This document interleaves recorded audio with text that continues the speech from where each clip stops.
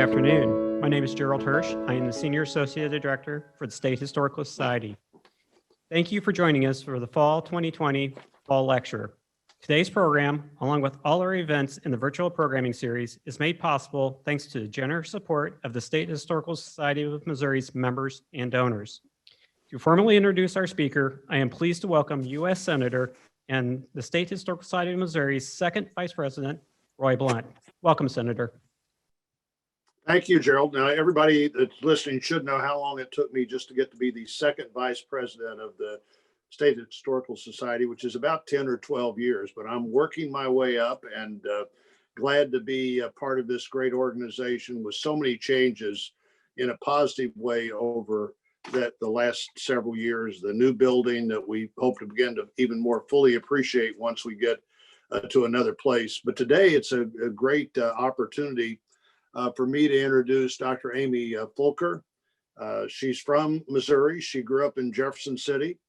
All three of my older children, Matt and Amy and Andy, graduated from Jefferson City High School at somewhere near the same decade that Amy did. She's now a professor of American history at Youngstown State University in Ohio. She went to Westminster. She got her doctor's degree at the University of Mississippi.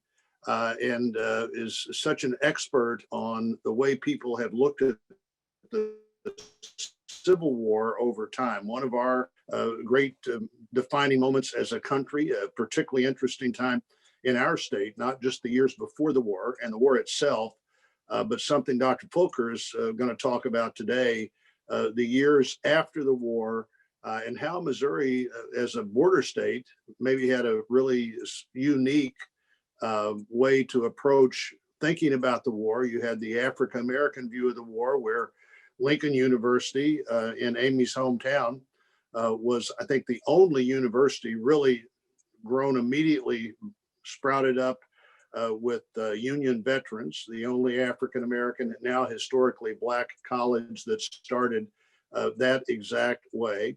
Obviously, the way that the Union veterans and the Confederate veterans celebrated the war. The odd transition, in my view, that really occurred in the border states where Maryland, Kentucky, Virginia, in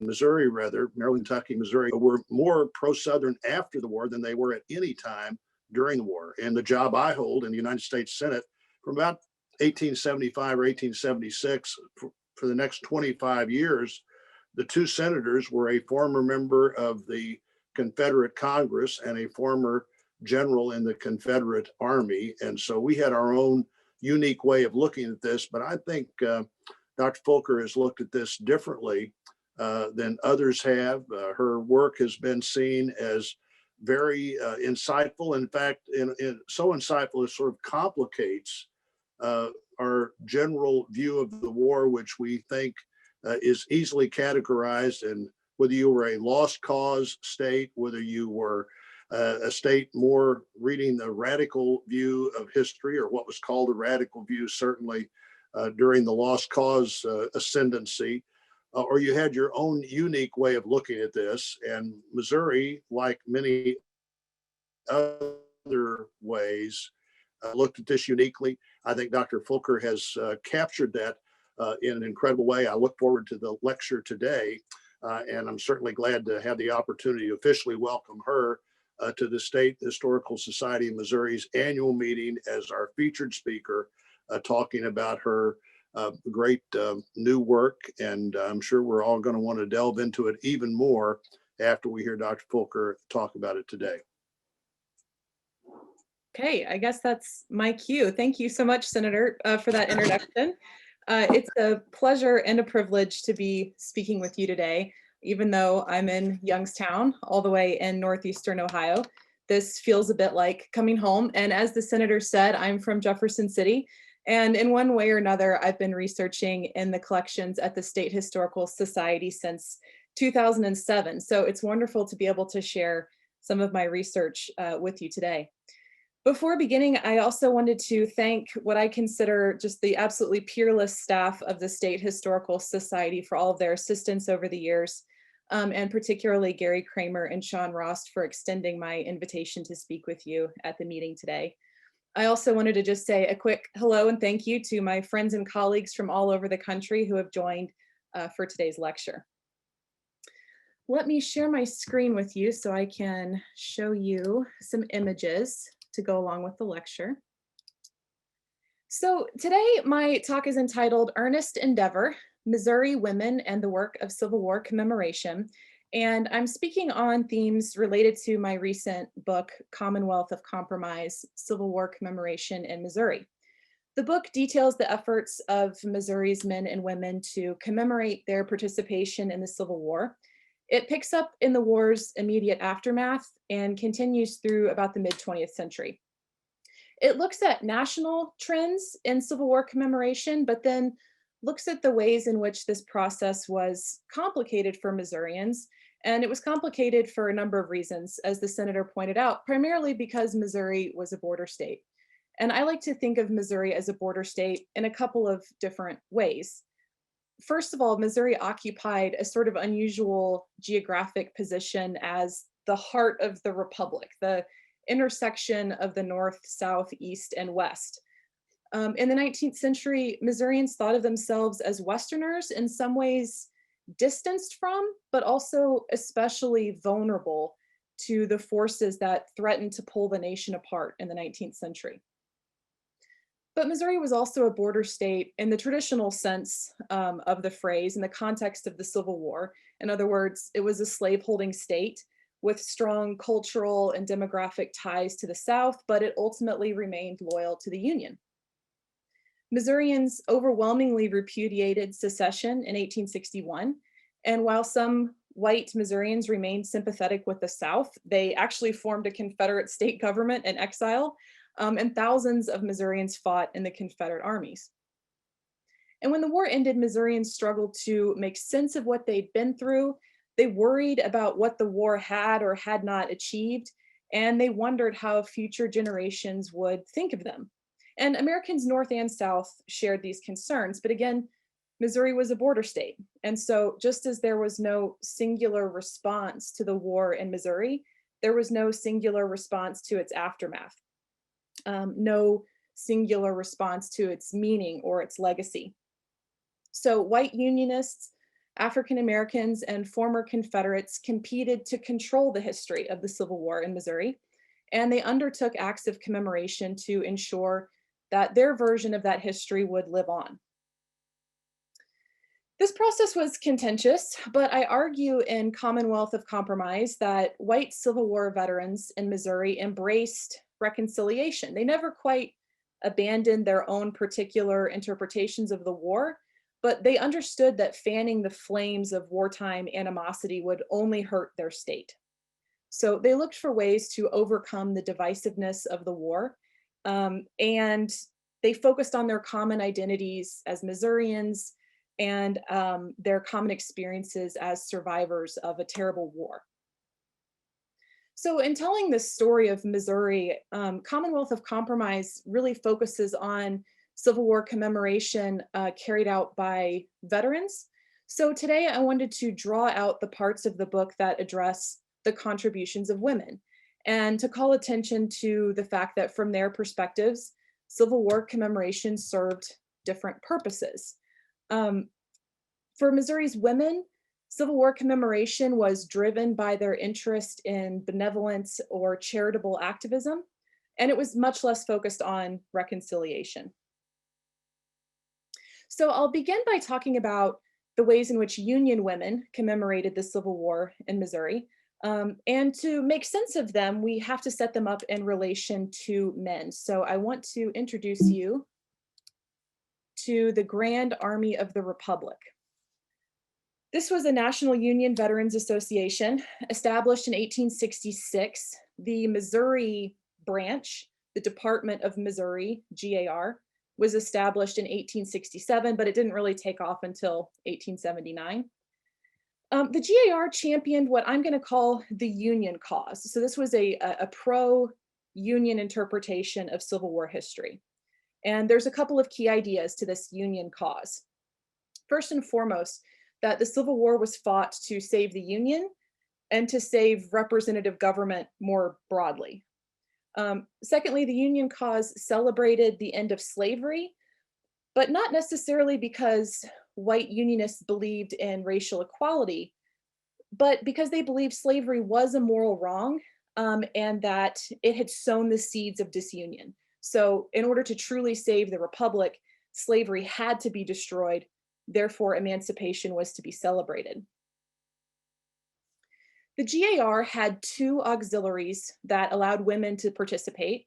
The first was called the Ladies of the GAR, or LGAR.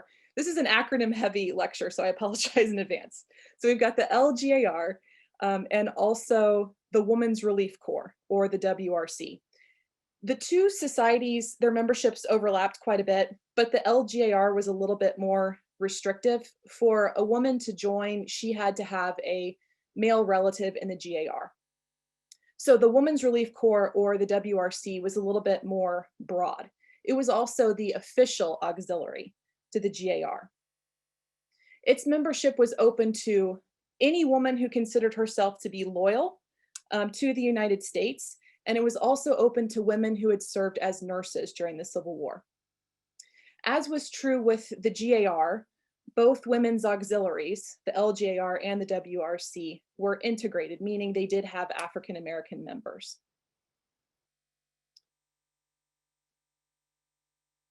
The WRC was a pretty characteristic women's club of the late 19th century. It's part of what historians call the club woman movement.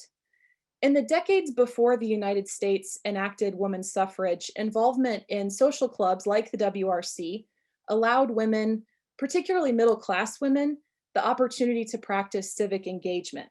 These clubs tackled social issues and advocated for reform, most famously in areas like the temperance movement. They were involved in campaigns to institute child labor laws, campaigns for matters of health concerns, public education. In other words, these kinds of clubs engaged in benevolent or charitable activism that seemed related to women's issues in keeping with the gender norms of the time. And according to these norms, women were more pious, moral, domestically minded, and were natural caregivers, and that their fulfillment would be to become a wife and mother. So women's clubs made activism seem natural for women by extending these sort of motherly stereotypes into society at large. And again, the WRC fits right into this pattern. So the local organization of the WRC was called the Department of Missouri. It formed in 1885. Again, it was a benevolent society. Its main purpose was to provide care for needy veterans and to honor the wartime service of men. But the WRC also operated as a women's organization for women. It also raised funds for the wives, widows, and orphans of Union soldiers, and also strove to take care of Army nurses and call for recognition for their contributions. Among their achievements, the WRC believed that it had, quote, contributed largely in making this a woman's age, an age in which woman in her proper sphere extends to the old respect and gratitude, to the young encouragement and sympathy, end quote. And I think this is a really telling quote because, right, it has that key phrase, woman in her proper sphere. Many club women did not see themselves as breaking barriers or shattering gender norms, but they did believe that women could make unique contributions to public life, and in this case, to Civil War commemoration. So the slide that I hope that you're seeing now gives us a little bit of a sense of the scope of the WRC in Missouri. At its height in about 1893, the Department of Missouri had over 2,200 members. To give you a little bit of comparison with the other border states, at this same year, the Maryland WRC had just 683 members. And Kentucky, whose total population was much more similar to Missouri's, had only 505. So I think among the border states, I think this illustrates the strength of unionism in Missouri, and again, the ways in which Missouri was really unique, even from its fellow border states. The Department of Missouri WRC also included at least 4 African-American corps over its history. As was true for white women, Black middle-class women likely saw the WRC as an extension of their interest in reform movements.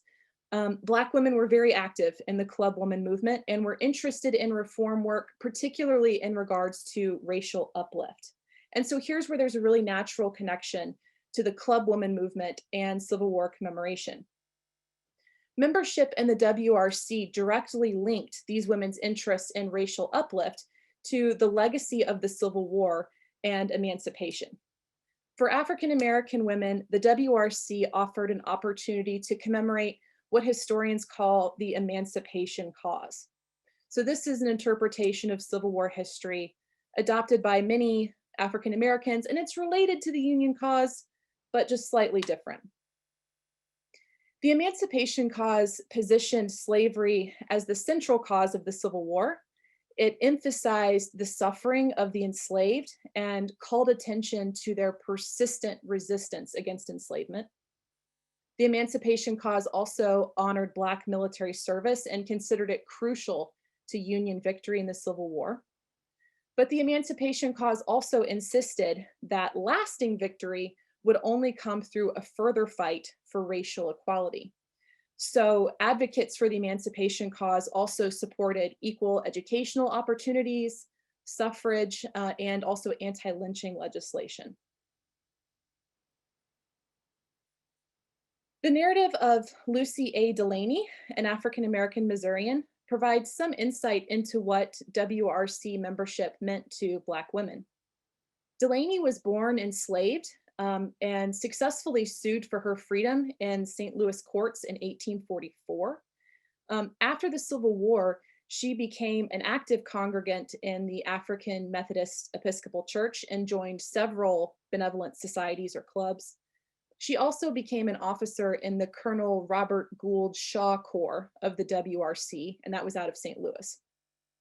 Such a high degree of social engagement, particularly in clubs and in church life, was very typical for club women and for Black club women in the late 19th century.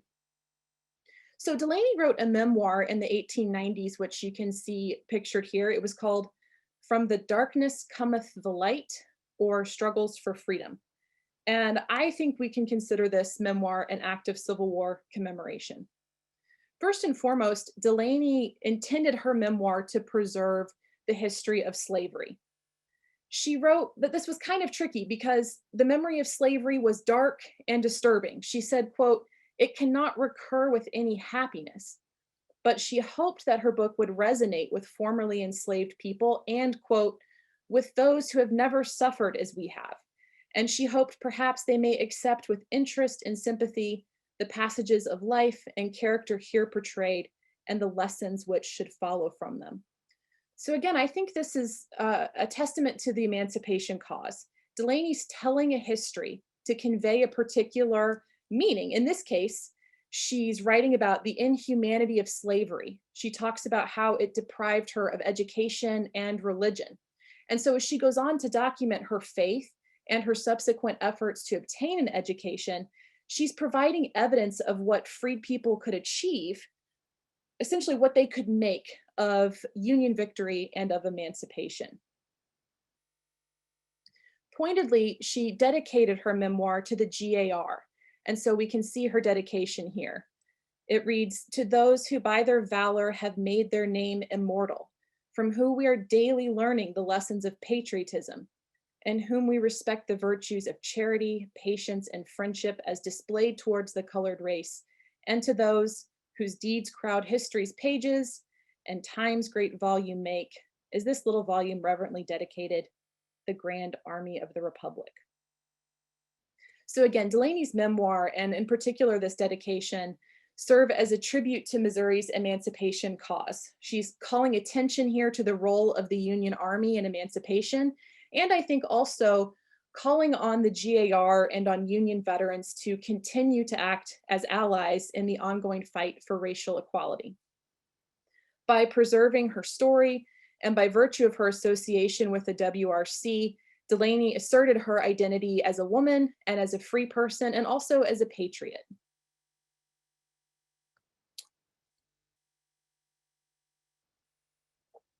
So I want to change gears now and talk about the ways in which Missouri's Confederate women commemorated the Civil War. And again, we have to start off by talking about Confederate veterans in the state. And this gets a little messy. So the first organization for Confederate veterans in Missouri was called the Ex-Confederate Association.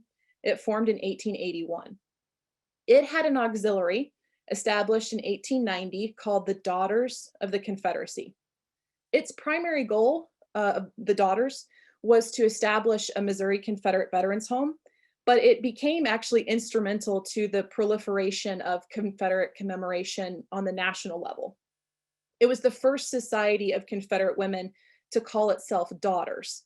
So it helped inspire the creation of the United Daughters of the Confederacy, which we'll circle back to in just a moment. So we have, for Confederate veterans, we have the Ex-Confederate Association of Missouri. And then in 1889, a National Society for Confederate Veterans is formed. It's intended to rival the GAR, and it's called the United Confederate Veterans.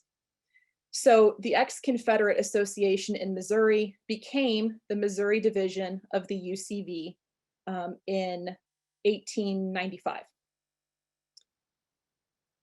Confederate veterans, like those in the Missouri division, promoted the lost cause. And so this is an interpretation of Civil War history you've probably heard about before. This is the pro-Confederate interpretation of the Civil War, and it has several key themes.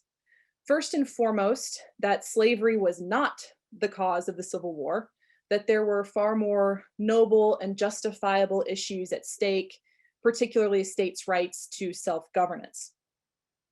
The lost cause also insisted that white Southern men were the best and bravest soldiers, and that they weren't so much defeated as overwhelmed by the superior resources of the United States. And this emphasis on resources, I think, is really interesting. Because the Confederacy suffered from a lack of resources, the Lost Cause really emphasized the contributions of those on the home front. Notoriously, the Lost Cause insisted that enslaved people had loyally supported the Confederacy. The Lost Cause also, though, insisted that women had made essential contributions to sustain the Confederate war effort, even in the face of tremendous sacrifice. So in a nutshell, the Lost Cause says the Confederacy was not so much defeated because it was unworthy or weak, but because it simply couldn't win. So this brings us back to the United Daughters of the Confederacy. So as I mentioned, this is a national society for Confederate women. It was the auxiliary of the United Confederate Veterans. It was inspired by the Missouri Daughters. And the Missouri Daughters became a part of this national society in 1895. So they became the Missouri division of the UDC. The UDC had a multifaceted mission that was historical, benevolent, educational, memorial, and patriotic.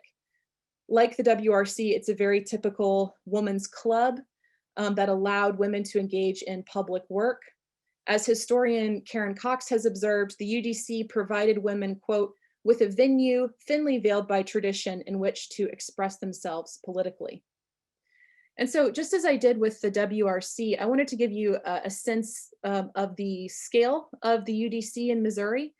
Numbers were a little difficult for me to pin down for them. So I have here some numbers for you from 1902. At that time, the Missouri division had 698 members, which was low, especially compared to the other border states.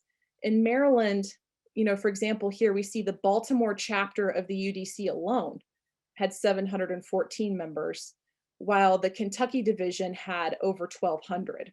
So Missouri's membership was a little bit low. It's also worth noting that in this same year, as I put at the bottom there, the Department of Missouri WRC had over 1,700 members. So I think, again, this is just another indication of the comparative strength of the Union cause in Missouri.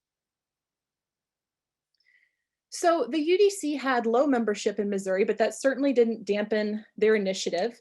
In fact, as local president Matilda Weidmeyer Gant reflected, quote, "The Missouri division may not be the largest of the state divisions in point of numbers, but as for the readiness in every good work, her eagerness in attempting is only excelled by her capacity for finishing." And it's certainly true that whatever claim that Missourians could make to the lost cause was almost entirely due to the efforts of the women in the UDC. They were very productive and very effective at what they did. It's worth noting that while the UDC depicted itself as non-political and benevolent, again, it was a forum for women to express themselves publicly and politically. So no surprise, UDC women espoused racial politics, particularly in defense of segregation. In her 1905 presidential address to the Missouri Division, Mrs. J.H. Campbell evoked that lost cause trope of loyal slaves and spoke, quote, "with unspeakable appreciation of all the devotion, the fidelity, and the heroic abnegation exhibited by Negro servants towards the families of their masters." Remember, practitioners of the lost cause employed this trope to illustrate the supposedly harmonious, nearly familial relationships that existed between slaveholders and the enslaved. But remember, this is a pro-Confederate interpretation of the history of slavery, not necessarily the reality. Campbell went on. She said, quote, "Forgetting none of this, yet I would most earnestly solicit this body," the UDC, "to put itself on record as being forever and forever opposed to any crossing of the color line toward the possible final outcome of social equality, and as being just as solemnly sworn to maintain to the end of the world the integrity of the white race." Campbell's sentiments were not only racist, but I think also dangerous. Her insistence that segregation was necessary for the preservation of the white race evoked the defense most often used to justify racial violence and lynching against Black men, miscegenation. Campbell's words, I think, illustrate the significant racial and wartime divisions that existed among Missouri's women. And unlike white veterans, women made very little effort to bridge those divisions or embrace reconciliation in the aftermath of the Civil War. At the 1903 state WRC convention, Mayor William G. Pendleton of Boonville commented on this. He's speaking to the Union women gathered that day in Boonville, and he says, "This is Boonville, we're in Little Dixie, there are lots of Southern women around us." And he says, quote, "Permit me to gently remind you that these, your sisters of the South, had more to overcome in reaching the state of reconciliation than even you yourselves had. It is easier for the victor than for the defeated to forget and forgive. You will be careful then, I believe, not to causelessly wound their feelings." Despite Pendleton's caution, Missouri's Union women seemed pretty unafraid to hurt the feelings of ex-Confederates whenever they thought it was appropriate. In 1894, WRC member Holland E. Day spoke before the GAR, and she said, quote, "As long as any loyal man lives in this country, do not let him glorify the deeds and the fighting of the rebels." The most prominent clash between Union and ex-Confederate women in Missouri came over the proposal for a Confederate monument in St. Louis's Forest Park. This controversy, I think, is really interesting, and it highlights the competing interpretations of the Civil War that existed among women, and also calls attention to the unique challenges of commemorating this war in a Western border state. So just a little bit of background on this monument. It was proposed by the St. Louis Confederate Monument Association, which formed in 1905, but it was directly an offshoot of the Missouri UDC. Most of the members of this monument association were UDC women.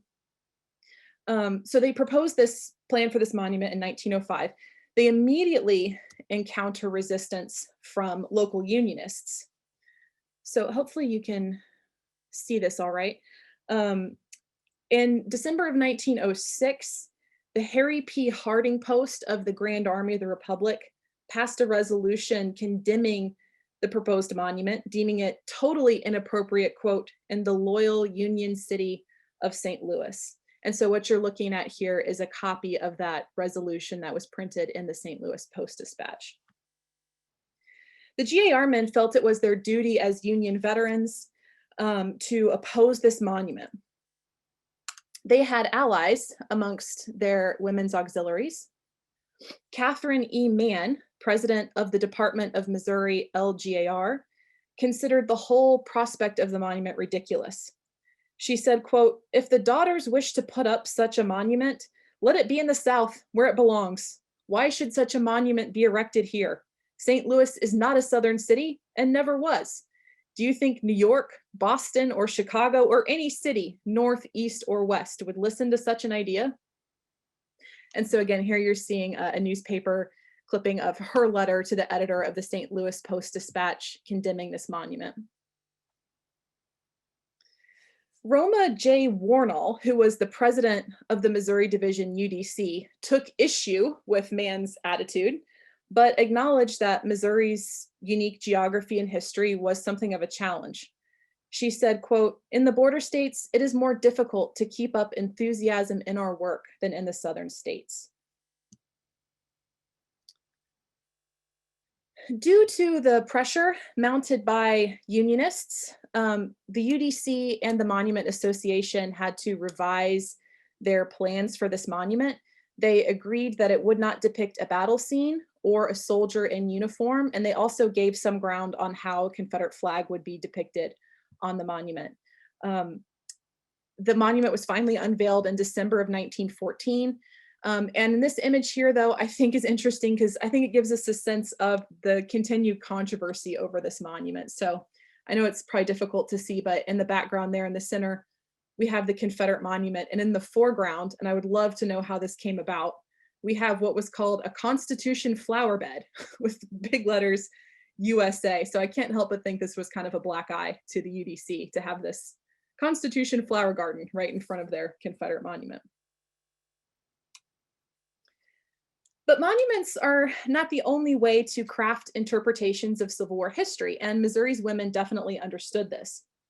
The UDC in particular was committed to promoting pro-Confederate histories of the war. No act of commemoration, UDC historian Matilda Gant proclaimed, quote, "could measure up to the far-reaching effects of true and impartial Confederate history as we are now endeavoring to gather," end quote. More than any monument, the UDC felt these kinds of histories would enshrine, quote, "the bravery, heroism, and self-sacrifice of the women of our state during that dreadful time." So the best example of one of these pro-Confederate histories is a little volume called Reminiscences of the Women of Missouri during the 60s.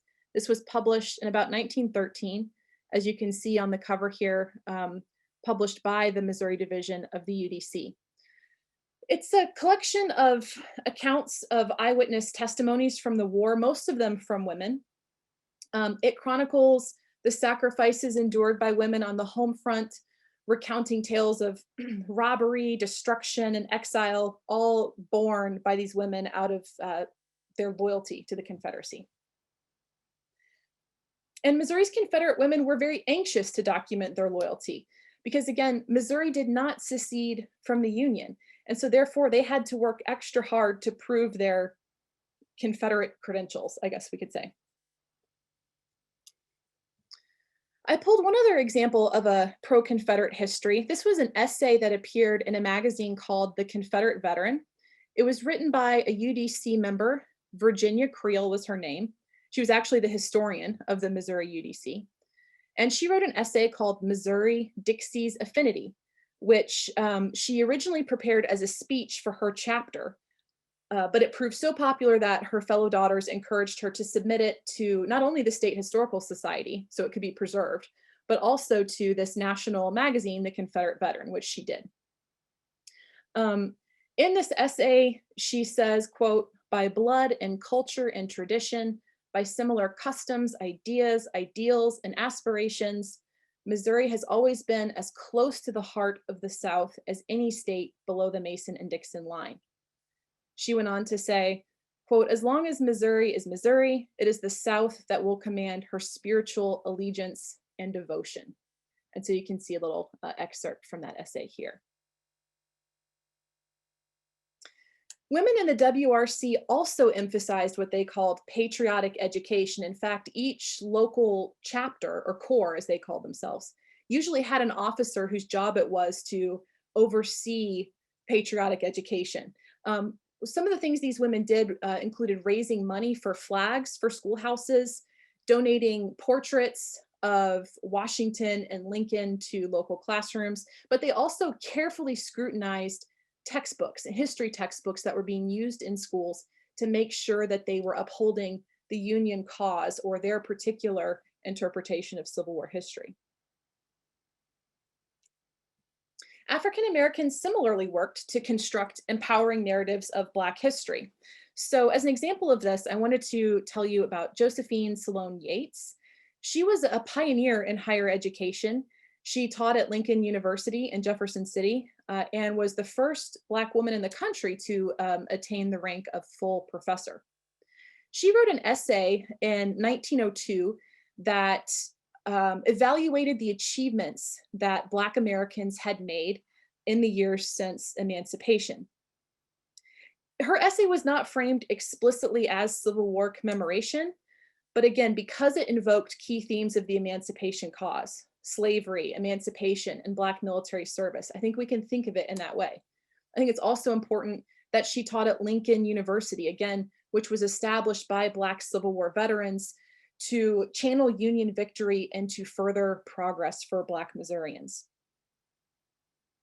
Yates's essay, again, emphasized the inhumanity of slavery. She talked about its debasement and its degradation. And she also highlighted the bravery and patriotism of Black soldiers. She also emphasized the pursuits that Black Americans had made in the aftermath of the war in obtaining education and in pursuing careers in industry. She wrote, quote, "To wipe out 45% of illiteracy in less than 40 years, to find millions of children in the common schools, to find 20,000 Negroes learning trades under the soul-inspiring banner of free labor, to find other thousands successfully operating commercial enterprises, is to furnish proof of achievements in the 19th century of which we need not be ashamed." So again, I see Josephine Sloan Yates's work as connecting Black progress since emancipation as evidence of the emancipation cause. The greatest and most lasting contributions, though, that Missouri's women made towards Civil War commemoration came through their work on behalf of the state's 2 veterans' homes. And I'll try to keep this brief because this is the part of my research I think that fascinated me the most, and so I could get easily carried away. Both of these homes, the Missouri Confederate Home and the Missouri State Federal Soldiers Home, were spearheaded by women. And I think they reflect the dedication of women to Civil War commemoration, how women understood that work in the context of the gender norms of the time. And I think the homes also testify to the unique challenges women faced as they undertook this kind of work. So let me briefly tell you about the Missouri Confederate Home first. This project was started by the Missouri Daughters in 1890. Again, this is perfectly in keeping with the benevolent charitable goals of the UDC. The pervasive stereotype was that women were natural caretakers, so it was seen as only natural that women would be interested in caring for elderly and disabled veterans. And so while men had struggled to raise money to found this home, the UDC came in and was incredibly successful. And the club woman movement, I think, gave them the kind of training they needed to be successful fundraisers. They raised money in schools, hosted dances, picnics, sold bricks. In a nutshell, within a few months, they raised $100,000 and were able to construct the building that you see here in Higginsville, Missouri. This became the Confederate Home of Missouri, which was dedicated in 1893. Meanwhile, the Missouri WRC was also engaged in trying to build a veterans home. In this case, the strategies and motives of the WRC women were very similar to those women in the UDC. But I think what's interesting about their vision for the Missouri Federal Soldiers Home was that they wanted it to serve not only Union veterans, but also their wives, because while Union veterans were eligible to be admitted to national soldiers' homes, those homes did not admit women, and those national homes did not admit nurses. So the Missouri WRC wanted their home to accommodate the wives of soldiers and also women who'd served as nurses as well. Fundraising went slowly for the WRC though, and this really annoyed these women because GAR men had given pretty substantially to the Confederate home out of a gesture of reconciliation. WRC President Orpha Bronson blamed Missouri's geography for their fundraising problems. She said, quote, "We are living in a state that does not sympathize with our boys in blue as they do in the East. Thus, there is more need for the Women's Relief Corps to do in this state for Union veterans than in any of the other Eastern states." The WRC's luck turned, however, when the citizens of St. James, Missouri purchased the mansion that you see here. It was called the Dunmore Mansion, and they donated it to the WRC to serve as the Federal Soldiers' Home. And so that home opened in October of 1896. Again, both homes are, I think, interesting as expressions of Civil War commemoration, but I think they're also interesting because of how they included women. Again, both homes were founded by women, both admitted women, both the wives and widows of soldiers over a certain age. And so here we can see, again, some of the women who resided at the Federal Soldiers' Home.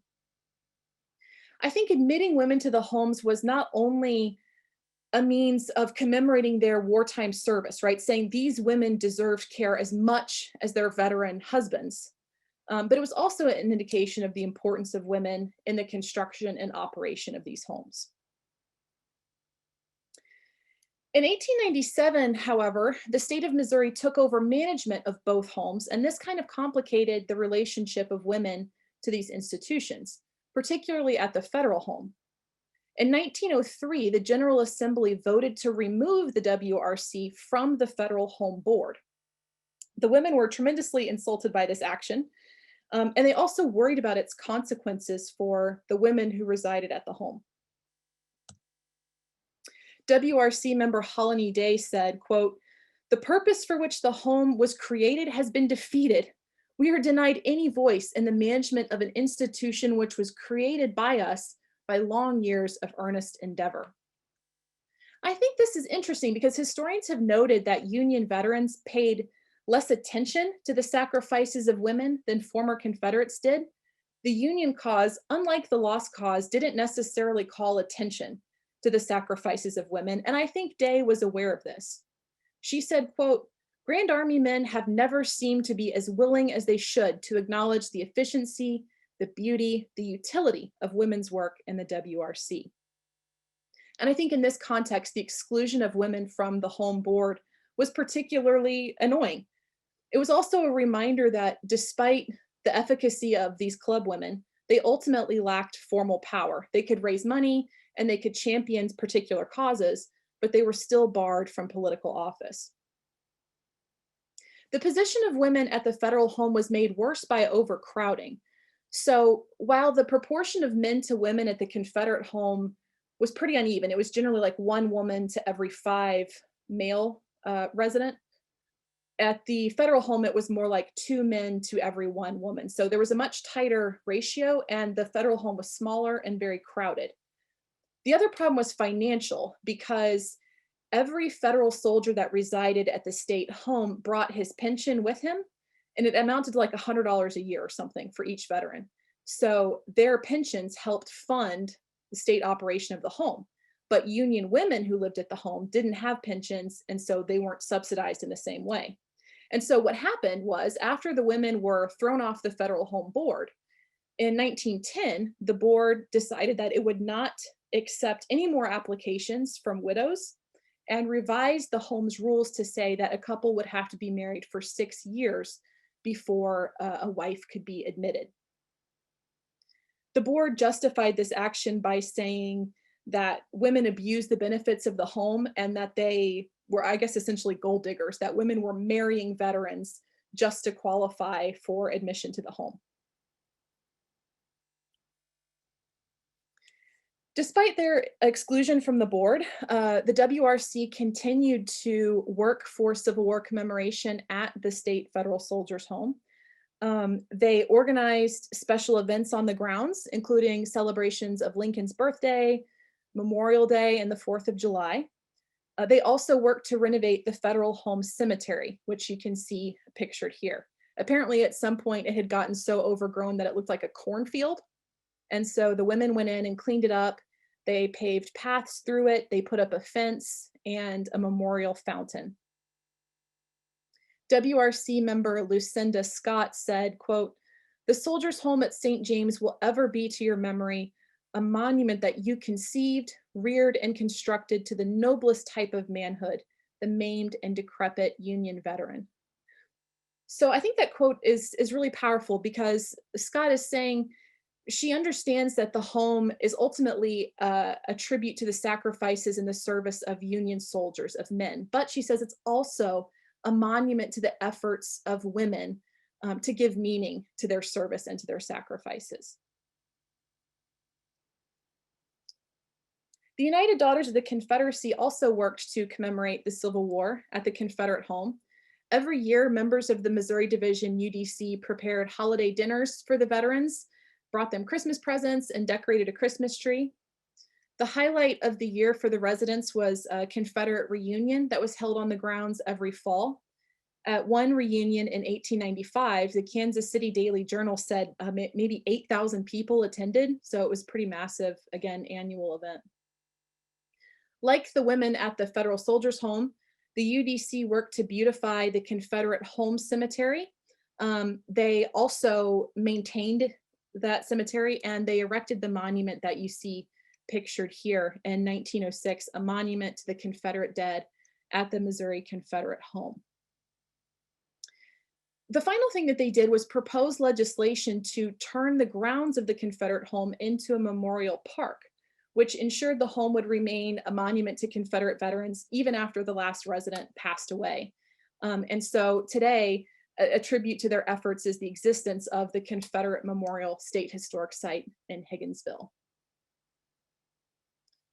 So just as a word of conclusion, women were essential to the work of Civil War commemoration in Missouri, but their efforts were marked by the challenges unique to the border state, as white Union, African American, and Confederate women competed to perpetuate their interpretations of the Civil War history that they found the most meaningful.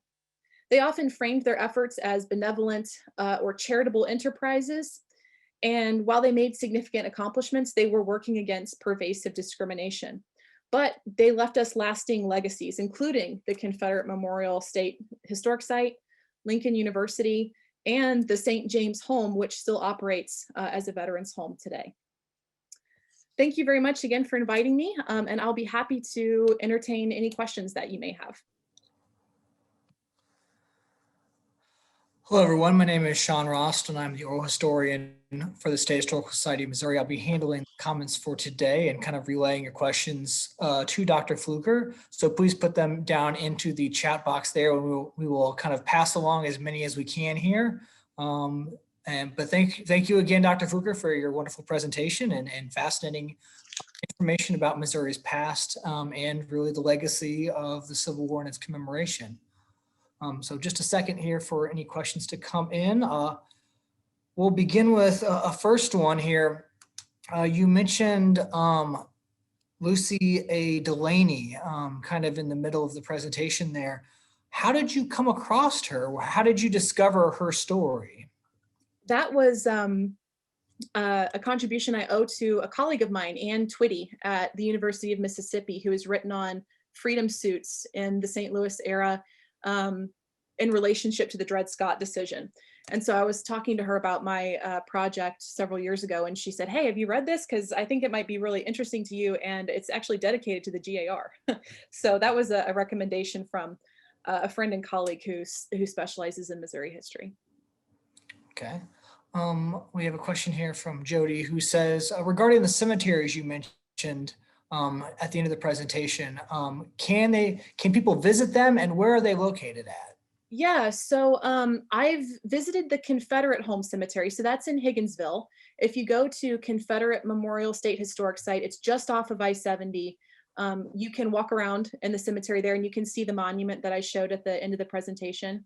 I've driven by the St. James Veterans Home, as it's called now. I haven't ever attempted to go into the cemetery, so I'm not sure what the access is like. But yes, both cemeteries exist down in St. James near Rolla and in Higginsville, and I know the Higginsville one is easy to access.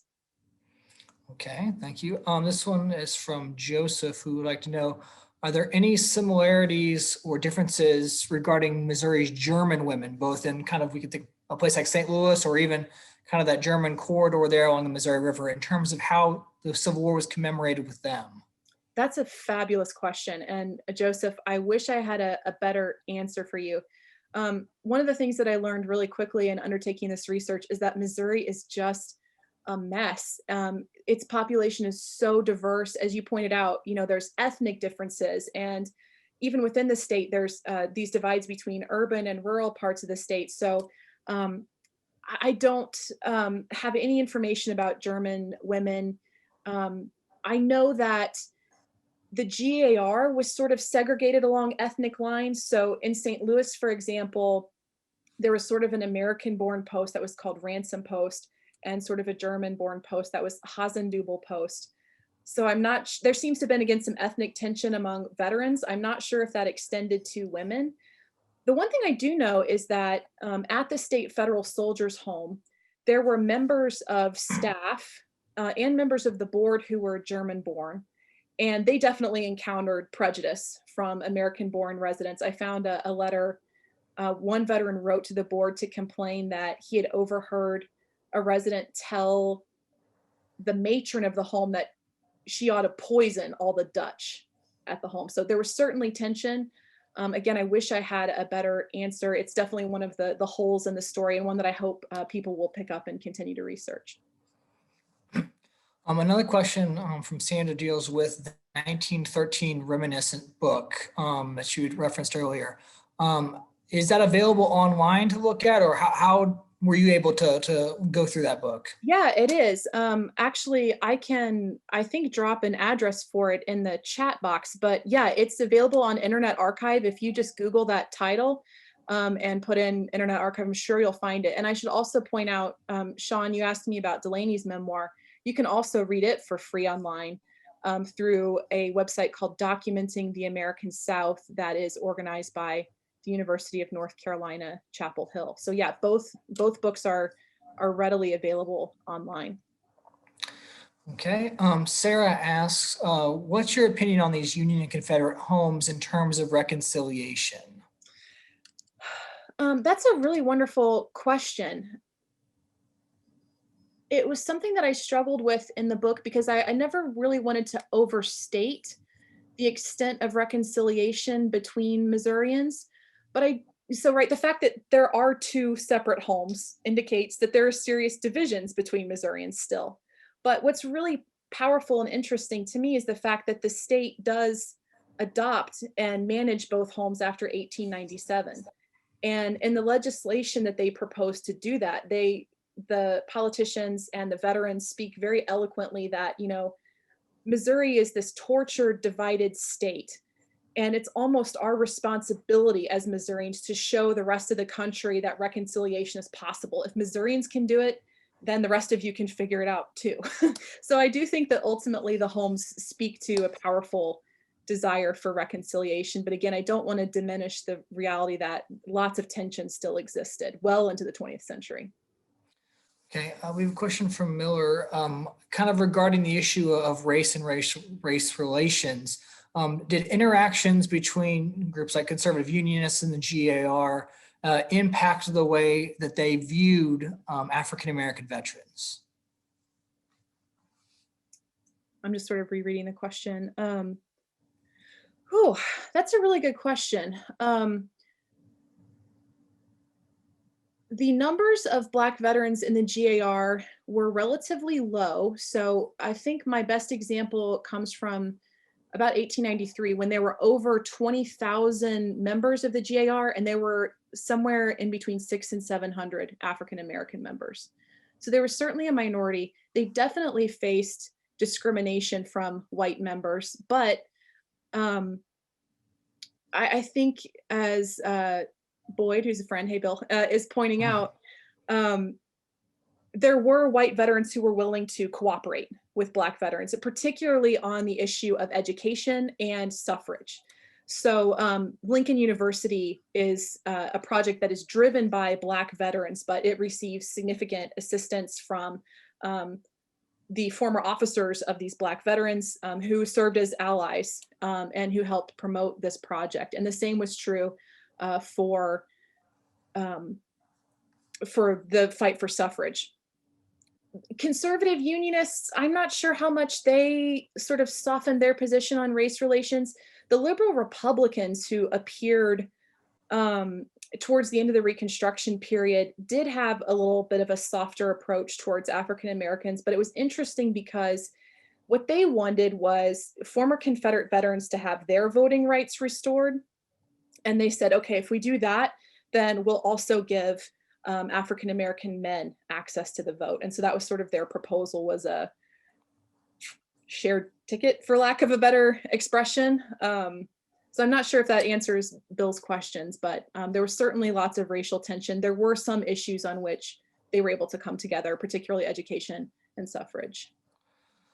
Okay, we've kind of reached the end. There's more questions than we have time for to answer, but Dr. Fluker, is there a way that people can reach out to you if they have questions or inquiries about your work or your book?